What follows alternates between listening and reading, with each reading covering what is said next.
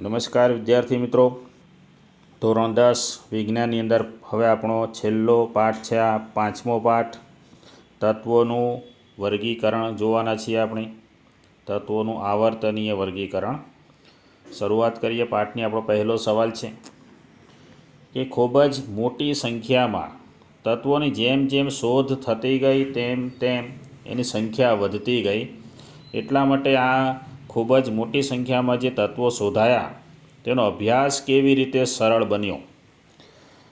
તો આપણી આસપાસ જુદી જુદી વસ્તુઓ તત્વો સંયોજનો અને મિશ્રણ સ્વરૂપે અસ્તિત્વ ધરાવે છે તે આપણે જાણીએ છીએ, અને તત્વો એક જ પ્રકારના પરમાણુઓ ધરાવે છે। જેમ કે આપણી પાસે લખવાનો જે ચોક હોય છે એની અંદર કેલ્શિયમ હોય છે,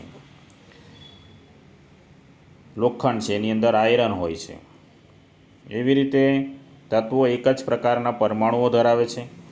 અત્યારે હાલમાં આધુનિક સમયમાં લગભગ 118 તત્વો જાણીતા છે, એમાંથી 94 તત્વો છે તે કુદરતી રીતે મળ્યા છે, જ્યારે બાકીના જે છે તે પ્રયોગશાળામાં તૈયાર કરવામાં આવ્યા છે।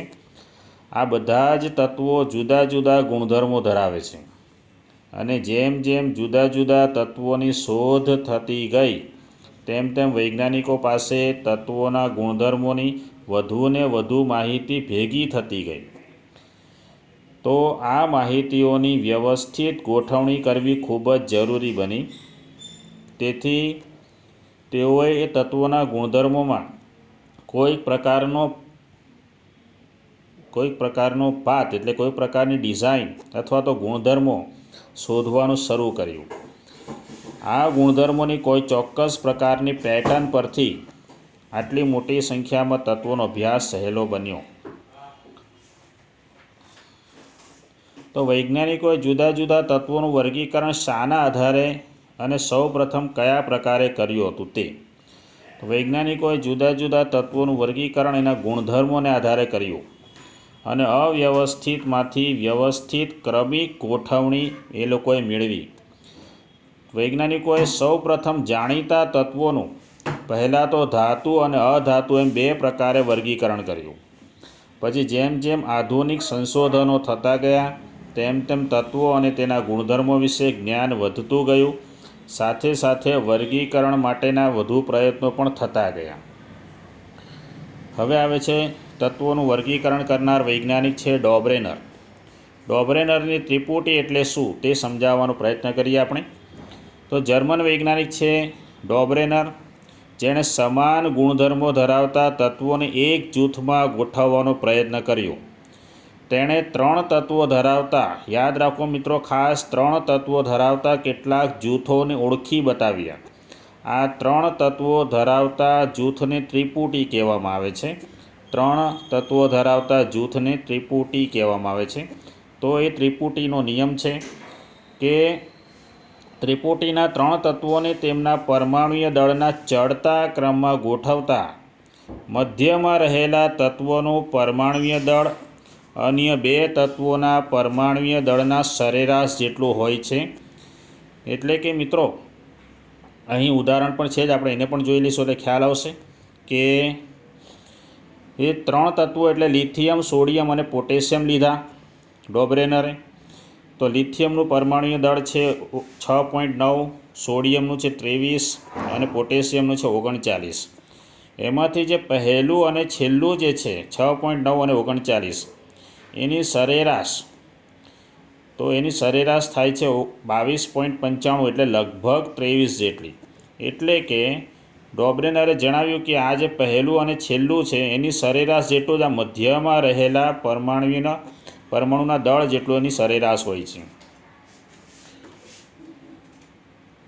આ ઉદાહરણ થયું। આગળ વધીએ આપણે। ડોબ્રેનરની બીજી ત્રિપુટી, આ પહેલી ત્રિપુટી આપણે જોઈ ગયા, આ બીજી ત્રિપુટી છે અને આ ત્રીજી ત્રિપુટી છે। અને પછી ડોબ્રેનર પછી આવે છે ન્યુલેન્ડ। ડોબ્રેનરે ત્રિપુટીનો નિયમ આપ્યો હતો, એટલે 3 તત્વોની જોડી ગોઠવી હતી, જ્યારે ન્યુલેન્ડે 8 તત્વોને ભેગા કરીને અષ્ટકનો નિયમ સમજાવ્યો હતો। ડોબ્રેનરના પ્રયત્નોએ બીજા રસાયણશાસ્ત્રીઓને તેમના તત્વોના ગુણધર્મો અને તેમના પરમાણુય દળ વચ્ચે સંબંધ સ્થાપવા માટે પ્રોત્સાહિત કર્યા. 1866માં અંગ્રેજ વૈજ્ઞાનિક ન્યૂલેન્ડે તત્વોને તેમના પરમાણુય દળના ચડતા ક્રમમાં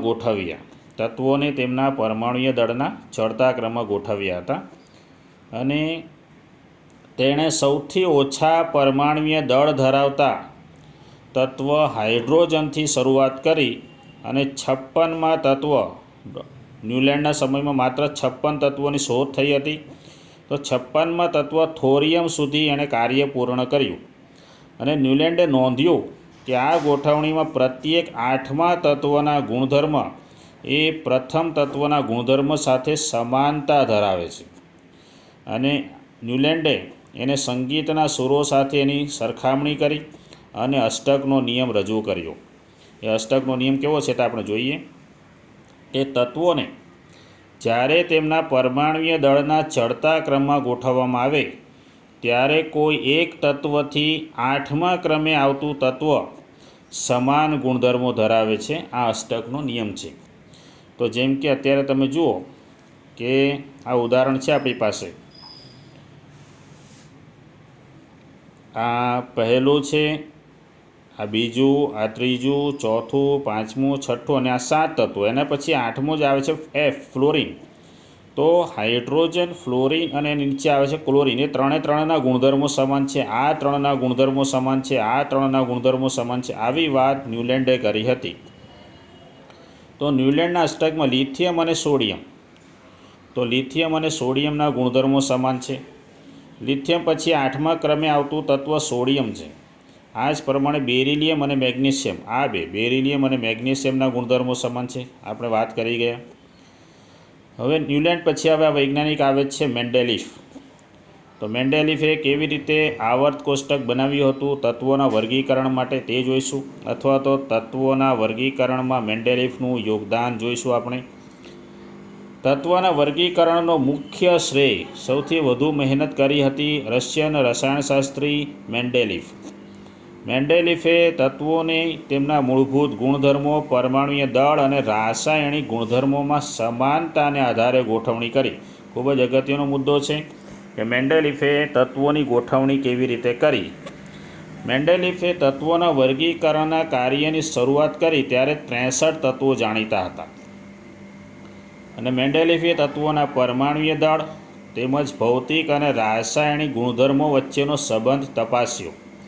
ઓક્સિજન અને હાઇડ્રોજન અતિ સક્રિય તત્વો હોવાથી મેન્ડેલિફે આ તત્વોમાંથી બનતા સંયોજનો પર ધ્યાન કેન્દ્રિત કર્યું અને મોટા ભાગના તત્વો આ બંને તત્વો સાથે સંયોજાઈ શકે છે એ પણ એણે વાત જાહેર કરી. મેન્ડેલિફે અન્ય તત્વો દ્વારા બનતા હાઇડ્રાઇડ અને ઓક્સાઇડના સૂત્રોને પણ તત્વના વર્ગીકરણ માટેના મૂળભૂત ગુણધર્મો પૈકી એક તરીકે ગણાવ્યા હતા. ત્યારબાદ મેન્ડેલિફે તેના સમયમાં જાણીતા તત્વો માટે 63 કાર્ડ લીધા. પ્રત્યેક કાર્ડ પર કોઈ એક તત્વના ગુણધર્મો નોંધ્યા. તેમણે સમાન ગુણધર્મો ધરાવતા તત્વોને અલગ કરીને તે કાર્ડને ટાંકણી દ્વારા દિવાલ સાથે ચિપકાવી દીધા. અને તેણે નોંધ્યું કે મોટાભાગના તત્વોને આવર્ત કોષ્ટકમાં સ્થાન પ્રાપ્ત થયું. તેમજ આ તત્વો પરમાણુય દળના ચડતા ક્રમમાં પણ ગોઠવણી પામ્યા હતા. અને આ વર્ગીકરણને આધારે મેન્ડેલિફે અવલોકન કર્યું કે સમાન ભૌતિક અને રાસાયણિક ગુણધર્મો ધરાવતા જુદા જુદા તત્વો એક નિશ્ચિત વિરામ પછી ફરીથી પુનરાવર્તન પામે છે. આ અવલોકનના આધારે મેન્ડેલિફે પોતાનો આવર્ત નિયમ રજૂ કર્યો. મેન્ડેલિફનો આવર્ત નિયમ જોઈશું કે તત્વોના ગુણધર્મો તેમના પરમાણુય દળના આવર્તનીય વિધેય છે. એટલે કે તત્વોના ગુણધર્મો એના પરમાણુય દળને આધારે જ કાર્ય કરતા હોય છે. મેન્ડેલિફના આવર્ત કોષ્ટકમાં તત્વોની આડી હરોળને આવર્ત કહેવાય છે અને ઊભી હરોળને સ્તંભ કહેવાય છે.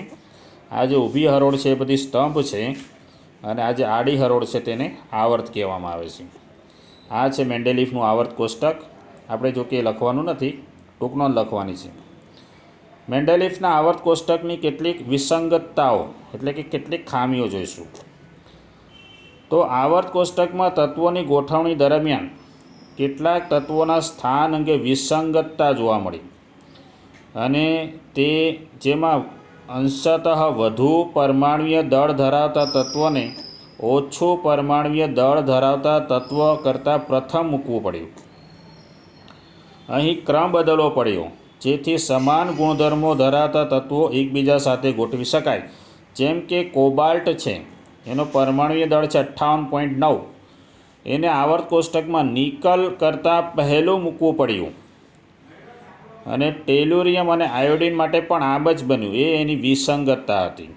મેન્ડેલિફે જ્યારે તત્વોનું વર્ગીકરણ કર્યું ત્યારે આવર્ત કોષ્ટકમાં કેટલાક સ્થાન ખાલી રાખવા પડ્યા, કારણ કે તે સમયમાં આ તત્વો શોધાયા ન હતા. આપણે આવર્ત કોષ્ટકમાં ખાલી સ્થાન જોઈશું. આ બધા તમને ખાલી સ્થાન દેખાશે. આ બધા બરાબર, આ બધા ખાલી સ્થાન છે. અહીં પણ ખાલી સ્થાન છે, આટલે પણ ખાલી સ્થાન છે. તો એ ખાલી સ્થાન માટેની મર્યાદાને ધ્યાનમાં લીધા સિવાય નિર્ભયતાથી એવા તત્વોના અસ્તિત્વની મેન્ડેલિફે આગાહી કરી જે તે સમયે શોધાયા ન હતા. એવા તત્વોની પણ આગાહી કરી શકાય, જે મેન્ડેલિફના આવર્ત કોષ્ટકની વિશેષતા છે. મેન્ડેલિફે આ તત્વોનું નામકરણ તે જ સમૂહના તેનાથી પહેલાં આવતા તત્વના નામમાં સંસ્કૃત શબ્દ એકા પૂર્વક લગાવીને કર્યું હતું. તો એની કંઈ ખાસ જરૂર નથી આપણને, ઠીક છે, એ કાઢી નાખશું આપણે. આગળ જોઈશું મેન્ડેલિફના આવર્ત કોષ્ટકના ફાયદા જોઈશું. મેન્ડેલિફના આવર્ત કોષ્ટકના ફાયદા જોઈએ.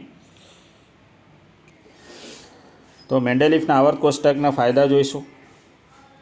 મેન્ડેલિફે જ્યારે તત્વોનું વર્ગીકરણ કર્યું ત્યારે કેટલાક તત્વો શોધાયા ન હતા અને આ તત્વોના સંશોધન કાર્યને વેગ મળ્યો, કારણ કે જે તત્વો શોધાયા ન હતા તે જગ્યા ખાલી હતી. પણ એ જગ્યાએ કેવા ગુણધર્મોવાળા તત્વોનું સ્થાન નિશ્ચિત કરી શકાય તે મેન્ડેલિફે પહેલેથી જ આગાહી કરી હતી. કેટલાક તત્વોના પરમાણુય દળની પણ ફરી ચકાસણી કરી શકાય, એ પણ એક ફાયદો થયો. નિષ્ક્રિય વાયુ જેવા કે હિલિયમ, નિયોન, આર્ગોન, એનો પણ પહેલાં અનેક સંદર્ભમાં ઉપયોગ થતો હતો. આ વાયુઓની શોધ તેમની નિષ્ક્રિયતા અને અલ્પ માત્રાને કારણે ખૂબ મોડી થઈ હતી.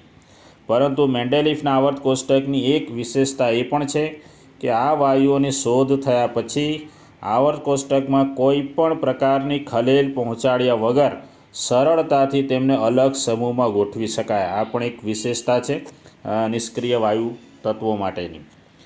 હવે મેન્ડેલિફના આવર્ત કોષ્ટકની વર્ગીકરણની મર્યાદાઓ જોઈશું, એની લિમિટ જોઈશું. કે હાઇડ્રોજનનું આવર્ત કોષ્ટકમાં સ્થાન એ પહેલો મુદ્દો છે એનો.